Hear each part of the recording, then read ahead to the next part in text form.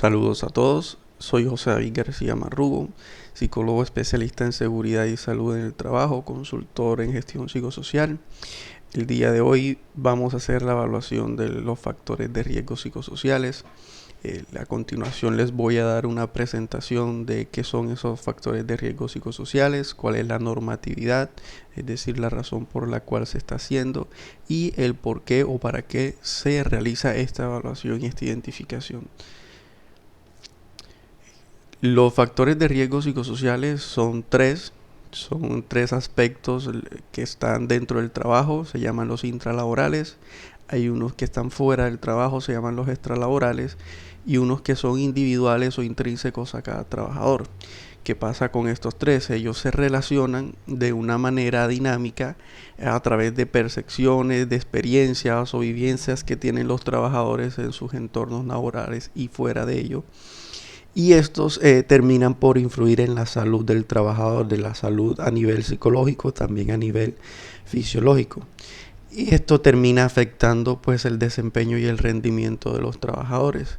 Y por ende también le compete o tiene cierto interés la organización porque esto repercute en ella y afecta su desempeño, afecta su competitividad frente a otras empresas. Entonces es algo de doble vía, ¿cierto? Les interesa saber a los trabajadores como a la parte directiva de la organización. En los factores intralaborales vamos a explorar un poco las demandas del trabajo, que son todas estas exigencias que tiene el trabajador en su puesto de trabajo, en su rol, el control que él tiene sobre su trabajo, qué tanto lo puede organizar, ejecutar, la velocidad a la que lo puede desempeñar, e incluso los descansos y las pausas que puede hacer. Liderazgo y relaciones sociales se refiere a la manera en cómo se llevan esos procesos de liderazgo y cómo son esas interacciones entre los jefes y sus subordinados y cómo son esas interacciones entre los compañeros de trabajo. También vamos a explorar un poco el asunto de las recompensas, que va más allá del salario que reciben los trabajadores, ¿cierto? Hay todo un tipo de prebendas y beneficios que reciben los trabajadores por cumplir su función. En el factor de extralaboral, ¿cierto? Ese que está fuera del trabajo pero que afecta en el trabajo, vamos a explorar un poco qué hace el trabajador con ese tiempo fuera del trabajo, cómo son sus relaciones familiares, cómo es su situación económica y cómo es la característica de la vivienda. También vamos a ver un poco esa interacción de traslado vivienda-trabajo, vivienda nuevamente, no solamente en temas de tiempo, sino en temas de disponibilidad, en temas de comodidad. En el aspecto o en el factor individual vamos a explorar un poco esa información sociodemográfica, cuántos años tienes, situación económica, personas a cargo, nivel educativo. En la información laboral vamos a explorar un poco la parte de cuántos años lleva laborando en la empresa, de cuánto lleva en el cargo, de cuántas horas de trabajo tiene, cuál es su cargo actual. Listo, esa información puntual. Eso en cuanto a qué son los factores de riesgo psicosociales. Vamos a hablar ahora de la normatividad, de esos requisitos de ley que están presentes. Tenemos la resolución 2646 de 2008, que es la que establece que en Colombia todas las organizaciones deben tener identificados, deben de evaluar, deben de prevenir, deben de intervenir y monitorear de manera permanente la exposición a los factores de riesgo psicosociales en el trabajo. También tenemos la resolución 2346 de 2007 que establece la particularidad de esta prueba, que maneja un carácter estrictamente confidencial, y esa confidencialidad se lleva de esta forma.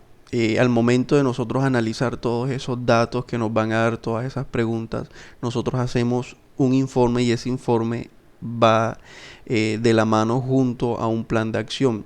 Estos dos se expresan de manera general, es decir, en porcentajes. Vamos a hablar de cada uno de los factores de riesgo psicosociales, de cada una de las dimensiones en las cuales esto se divide, pero vamos a decir que cada una de ellas está asociada a un nivel de riesgo, ya sea alto, medio o bajo, y qué porcentaje de la población pues están dentro de esos niveles de riesgo.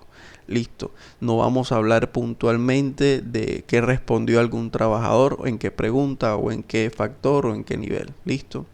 Luego está la resolución 2764 de 2022, que habla de un instrumento que es el único avalado a nivel nacional para hacer esta evaluación e identificación, que es la batería de riesgos psicosociales. En psicología, cuando hablamos de baterías, nos referimos a que es una prueba que está compuesta por varias pruebas. En este caso, la identificación de los factores de riesgo intralaborales, esa es una, los extralaborales, el estrés y la ficha de datos generales. Entonces esa es la batería de riesgos psicosociales con la cual ustedes van a estar conociendo a continuación. Habla de una guía técnica general y unos protocolos de acciones específicos para abordar cada una de esas dimensiones y mantenerlas en niveles de riesgo bajo. El profesional encargado somos los psicólogos y son las psicólogas especialistas en seguridad y salud, los únicos competentes, los únicos profesionales competentes para hacer estas evaluaciones, estas intervenciones, estos monitoreos y estas estrategias de prevención. También se habla de cada cuánto se tiene que hacer esta prueba. Cada año, si los factores de riesgo salen en niveles bajos o en niveles medios, y cada 2 años, cada año si salen en niveles altos y muy altos, así es. Y cada 2 años si salen en niveles medios o en niveles bajos. ¿Esto para qué se hace? Para prevenir, ¿cierto? En temas de seguridad y salud lo fundamental es la prevención antes que la intervención como tal. Prevenir toda esa serie de sintomatologías que están viendo allí. Sintomatología ya sea a niveles conductuales, a niveles fisiológicos, a niveles cognitivos y a niveles emocionales. Si bien en algún momento de nuestras vidas podemos presentar alguna de ellas, la idea es que no se agrupen, ¿vale? Que no tener más de 3 o 4 de esta sintomatología, porque ahí lo que se está constituyendo es un trastorno mental de origen laboral. Y también los trastornos mentales son acumulativos, es decir, podemos tener más de un trastorno mental. Entonces la idea es prevenir que se formen esos trastornos mentales, y esa es la razón de ser de por qué existe esa normatividad. Más allá de cumplir con esos requisitos legales, la normatividad existe para que las empresas le den garantías en temas de salud mental a sus trabajadores debido a la exposición de los factores de riesgo psicosociales. Esto es un proceso, se lleva a través de 5 fases. La primera es la sensibilización y consentimiento. Ustedes me ayudan un poco en esa. Sensibilización es lo que estoy haciendo, al explicarles un poco qué son los factores de riesgo psicosociales, por qué, ¿cierto? Toda esa normatividad, por qué se está realizando, y el para qué, pues en temas de prevención en general, en temas de salud mental hacia los trabajadores. La fase número 2 es la aplicación del instrumento. Se hace bajo ciertas recomendaciones, se hace por un proceso estandarizado, más adelante se las voy a dar a conocer. Luego está la fase 3, que es la tabulación y análisis. De esto sí nos encargamos enteramente nosotros. Consiste en que todas esas respuestas que ustedes nos van a dar en el cuestionario, nosotros las ingresamos en un software que diseñó la Universidad Javeriana. En ese software él nos va a arrojar unas puntuaciones y unos datos estadísticos, los cuales nosotros le vamos a hacer un análisis y lo vamos a consolidar en la fase 4, que es la entrega del informe final. Ese informe que yo les comenté, que se hace de manera general, a través de puntuaciones estadísticas por porcentaje, cada uno de los niveles de riesgo, cada uno de los factores de riesgo psicosociales y sus dimensiones. Listo, ese informe va asociado con esa matriz de acciones y recomendaciones que se van a implementar para tener esos niveles de riesgo a niveles bajos, ¿vale? Luego y finalmente sigue la custodia de la información, y ahí es donde se concreta esa confidencialidad. Sucede que ustedes al momento de entregarme esas baterías de riesgos psicosociales debidamente diligenciadas, nosotros nos encargamos de la custodia de la información, es decir, de resguardar esa información, puesto que esto tiene un carácter de historia clínica a nivel ocupacional, y todo lo que es historia clínica, ya sea a nivel ocupacional o a nivel médico privado, tiene un carácter de estricta confidencialidad, es decir, es privado. A continuación les muestro las recomendaciones que deben de seguir La primera de ellas dice que no hay respuestas buenas ni malas, son solo tus opiniones, son las opiniones y percepciones que tienen los trabajadores de su puesto de trabajo.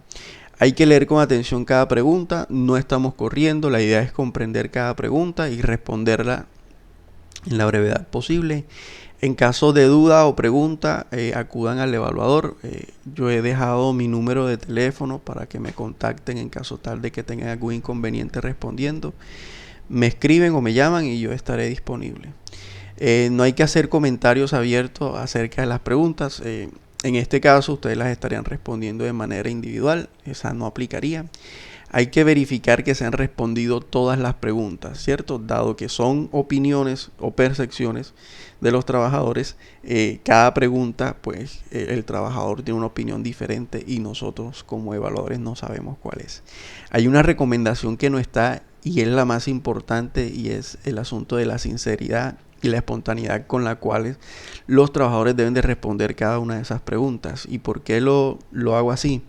Puesto que a través de esa sinceridad nosotros nos vamos a acercar lo más real posible a cómo se están comportando esos factores de riesgo psicosociales en el trabajo. Entonces dependemos mucho de esa sinceridad. Existen dos formatos de esta prueba, está el formato A, el formato B. El formato A son para cargos de jefaturas, cargos profesionales o técnicos que tengan en sus funciones, en su rol, la supervisión de personas o gestionen áreas o tengan un mayor nivel de autonomía en sus funciones. El formato B son para cargos auxiliares y operarios, que son las personas que soportan la operación o la razón de ser de la empresa, de la organización. Son esos personales que tienen un menor nivel de autonomía y que tienen unas instrucciones u orientaciones en sus funciones muy bien establecidas. Y dado finalizando esta pequeña charla, esta pequeña sensibilización, les doy las gracias por su tiempo, gracias por participar en esta evaluación y ahí sí pueden iniciar con la evaluación.